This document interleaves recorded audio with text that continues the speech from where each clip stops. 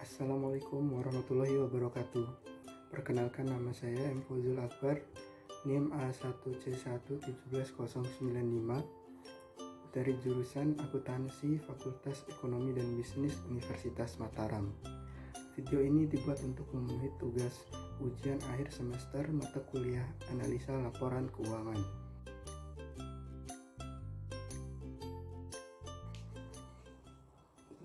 Di sini pertama saya akan menjelaskan gambaran umum dari perusahaan Japfa. PT Japfa Confeed Indonesia adalah perusahaan makanan agri. Kegiatan intinya meliputi pembuatan pakan ternak, peternakan ayam, pengolahan unggas, dan budidaya perikanan. Sejak awal berdiri, perusahaan terus melakukan ekspansi. Puncaknya yaitu perubahan status perusahaan menjadi perusahaan terbuka seiring dengan pencatatan saham perusahaan di Bursa Efek Jakarta dan Surabaya sejak tanggal 23 Oktober tahun 1989. Dengan dilakukannya penawaran saham yaitu sejak tahun 1990. Perusahaan kemudian menjelma menjadi perusahaan yang memiliki kekuatan finansial dalam sektor pakan ternak. Japfa mencatatkan sahamnya di Bursa Efek Indonesia pada tahun 1989 dengan kapitalisasi pasar sebesar 17,18 triliun rupiah per tanggal 31 Desember 2020. Dalam 50 tahun perjalanannya, Japfa berupaya untuk terus tumbuh dan menjadi pemimpin dalam menjadi penyedia protein hewani yang terjangkau dan berkualitas dengan memberikan yang terbaik untuk seluruh produk yang dihasilkan melalui penerapan standar biosecurity yang tinggi, ilmu peternakan dan teknologi mutakhir yang terbarui, serta pengawasan mutu yang ketat dan menyeluruh di setiap lini usaha.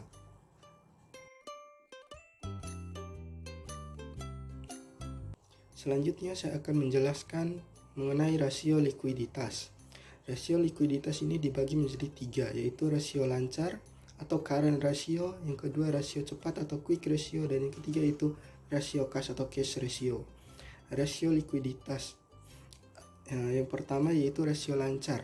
Rasio lancar adalah rasio yang menunjukkan kemampuan suatu perusahaan dalam melunasi kewajiban dengan menggunakan aset lancar perusahaan. Rumus yang digunakan yaitu aktiva lancar dibagi dengan hutang lancar. Di sini, jika perusahaan memiliki angka hasil perhitungan rasio yang di atas 1,0, maka perusahaan memiliki kemampuan yang baik dalam melunasi kewajiban. Sedangkan apabila rasionya di bawah 1,0, maka perusahaan kesulitan dalam melunasi kewajibannya. Di sini, hasil perhitungan rasio lancar pada PT Japfa pada tahun 2019 dan 2020 yaitu 1,40 pada tahun 2019 dan 1,48 pada tahun 2020. Kemudian rasio cepat. Rasio cepat ini digunakan untuk menunjukkan kemampuan perusahaan dalam memenuhi kewajibannya. Rumus yang digunakan yaitu aktiva lancar dikurang persediaan, kemudian dibagi dengan utang lancar. Sama dengan rasio lancar, rasio cepat ini juga jika memiliki hasil yang lebih dari 1,0, maka menunjukkan kemampuan perusahaan yang baik dalam memenuhi kewajibannya. Namun jika di bawah 1,0, maka berarti perusahaan belum baik dalam memenuhi kewajibannya. Di sini hasil yang didapatkan itu pada tahun 2019 yaitu sebesar 0,72 dan pada tahun 2020 yaitu sebesar 0,77. Di mana ini angkanya di bawah 1,0 yang berarti perusahaan masih kurang baik dalam memenuhi kewajibannya. Kemudian yang ketiga itu rasio kas. Rasio kas ini sebenarnya jarang digunakan oleh perusahaan karena rasio ini dinilai kurang realistis dan tidak mudah dipertahankan nilainya. Jumlah kas berlebih yang ada pada perusahaan yang mampu menutupi kewajiban lancar sering dianggap sebagai kas tidak produktif yang tidak dimanfaatkan dengan baik. Jika ingin menghitung rasio kas, rumus yang dapat digunakan yaitu kas ditambah dengan surat berharga kemudian dibagi dengan utang lancar. Pada tahun 2019 didapatkan hasil sebesar 0,60 dan pada tahun 2020 yaitu 0,73.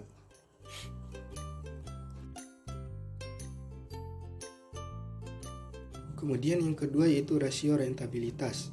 Rasio rentabilitas dibagi menjadi 4, yaitu gross profit margin, net profit margin, return on asset, dan return on investment. Gross profit margin yaitu margin laba kotor, merupakan salah satu ukuran laba yang digunakan untuk menilai perbandingan antara laba kotor terhadap pendapatan yang dihasilkan dari penjualan. Ukuran laba ini juga digunakan untuk mengukur efisiensi perhitungan harga pokok atau biaya produksi. Semakin besar nilai margin laba kotor, maka semakin efisien kegiatan operasional suatu perusahaan. Pada perhitungan kali ini, menggunakan rumus laba kotor dibagi dengan pendapatan penjualan dikali dengan 100%. Hasil yang didapatkan pada tahun 2019 itu sekitar 20% dan pada tahun 2020 yaitu 20%. Kemudian yang kedua adalah net profit margin. Net profit margin merupakan ukuran perbandingan antara laba yang telah dikurangi pajak terhadap pendapatan yang dihasilkan dari penjualan. Semakin besar nilai net profit margin, semakin membaik pula operasi suatu perusahaan. Rumus yang digunakan untuk menghitung net profit margin yaitu laba bersih setelah pajak dibagi dengan penjualan bersih kemudian dikali dengan 100%. Hasil yang didapatkan pada tahun 2019 yaitu 4% dan pada tahun 2020 turun menjadi 3%. Kemudian return on asset. Return on asset adalah kemampuan suatu perusahaan dalam menghasilkan laba dengan mengandalkan semua aktiva yang dimiliki oleh perusahaan. Laba yang digunakan untuk menutup aset ini adalah laba sebelum terkena bunga bank dan pajak. Rumus yang digunakan yaitu laba setelah pajak dibagi dengan total aset. Pada tahun 2019, perhitungannya didapatkan hasil 0,07, sedangkan perhitungan pada tahun 2020 didapatkan hasil 0,05.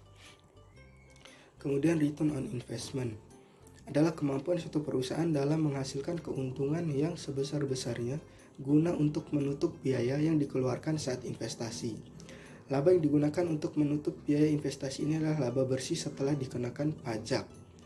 Rumus yang digunakan yaitu total penjualan dikurang dengan investasi, kemudian dibagi dengan investasi, kemudian dikali dengan 100%. Dari hasil perhitungan pada tahun 2019 didapatkan hasil sebesar 312,42% dan perhitungan pada tahun 2020 sebesar 295,34%.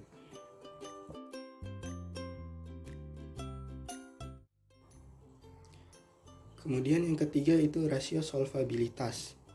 Rasio solvabilitas terdiri dari 3 yaitu yang pertama debt ratio, yang kedua debt to equity ratio, dan yang ketiga adalah time interest earned ratio. Debt ratio yaitu jenis rasio yang digunakan untuk mengevaluasi besaran perusahaan sesuai jumlah utang untuk dapat membiayai aset.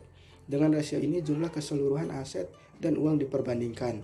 Rasio ini mampu menunjukkan kapasitas perusahaan dalam memperoleh pinjaman baru dengan jaminan aktiva tetap untuk menambah modal. Jika tingkat rasio jenis ini semakin meningkat, jaminan dari kreditur untuk jangka panjang pun semakin terjamin. Hanya saja pada umumnya para kreditur cenderung memilih perusahaan dengan rasio utang rendah karena kemungkinan besar kondisi keuangan perusahaan masih aman dan tidak mudah bangkrut. Untuk menghitung debt ratio yaitu menggunakan rumus total utang dibagi dengan total aset, kemudian dikali dengan 100%. Kemudian hasil perhitungan pada tahun 2019 yaitu sebesar 35% dan pada tahun 2020 turun menjadi 31%. Kemudian debt to equity ratio. Rasio ini biasanya diterapkan untuk membandingkan antara ekuitas dan liabilitas. Itu artinya utang jangan sampai lebih besar daripada modal sehingga beban yang ditanggung perusahaan pun tidak bertambah. Semakin kecil rasio berarti kondisi perusahaan sedang membaik karena modal guna menjamin utang terbilang besar. Rumus yang digunakan untuk menghitung debt to equity ratio itu total jumlah utang dibagi dengan ekuitas kemudian dikali dengan 100%. Hasil perhitungan pada tahun 2019 yaitu sebesar 77%. Dan pada tahun 2020 turun menjadi 69%. Kemudian time interest earned ratio. Rasio ini merupakan rasio yang mengevaluasi kemampuan perusahaan untuk melunasi beban bunga di masa depan. Rasio ini membandingkan antara laba atau keuntungan sebelum pembayaran pajak dan bunga atas biaya bunga. Semakin tinggi nilai rasio jenis ini, kemampuan perusahaan agar dapat membayar bunga dari piutang piutang pun semakin besar. Namun sebaliknya, bila nilai rasio times interest earned ratio semakin rendah, kemampuan perusahaan dalam membayar utang-utangnya pun semakin rendah.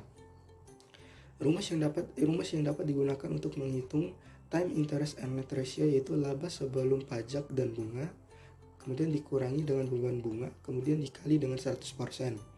Pada tahun 2019 didapatkan hasil yaitu sebesar 305% dan tahun 2020 turun menjadi 195%. Kemudian analisis perusahaan Java terkait dengan kondisi ekonomi. 1 tahun belakangan, COVID-19 menjadi tantangan terbesar bagi perusahaan. Pandemi COVID-19 membuat laju roda perekonomian terhambat dan membuat daya beli masyarakat merosot tajam, yang tentunya berimbas terhadap kinerja perusahaan. Terlepas dari berbagai stimulus yang dilakukan oleh pemerintah pusat, pada tahun 2020, ekonomi Indonesia masih mengalami penurunan, yaitu sebesar 2,07%. Menghadapi kondisi saat ini, beberapa langkah strategis telah diambil perusahaan Java sejak tahun 2020. Di antaranya adalah dengan menunda belanja modal yang sifatnya non-esensial, kemudian mengakuisisi PT So Good Food, dan menandatangani joint venture dengan Hendrix Genetics Aquaculture untuk mendirikan pusat pembiakan induk udang di Indonesia. Ada beberapa langkah strategis telah dirumuskan Java untuk menghadapi kondisi saat ini. Salah satunya dengan memperluas bisnis hilir dengan memperbesar kapasitas fasilitas produksi daging olahan. Perluasan bisnis hilir ini dengan melakukan akuisisi PT So Good Food yang merupakan bagian dari sinergi dalam integrasi vertikal di segmen usaha perunggasan.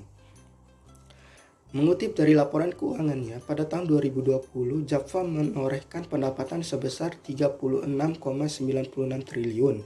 Dibandingkan dengan tahun 2019, Java membukukan pendapatan hingga 38,87 triliun.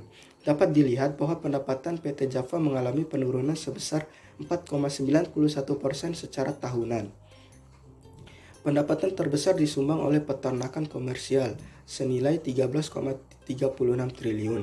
Pendapatan pada lini bisnis tersebut berhasil naik dari tahun 2019 sebesar 11,53 triliun, kemudian mendapatkan pendapatan pakan ternak menyumbang 10,83 triliun atau turun dari tahun sebelumnya mencapai 13,53 triliun.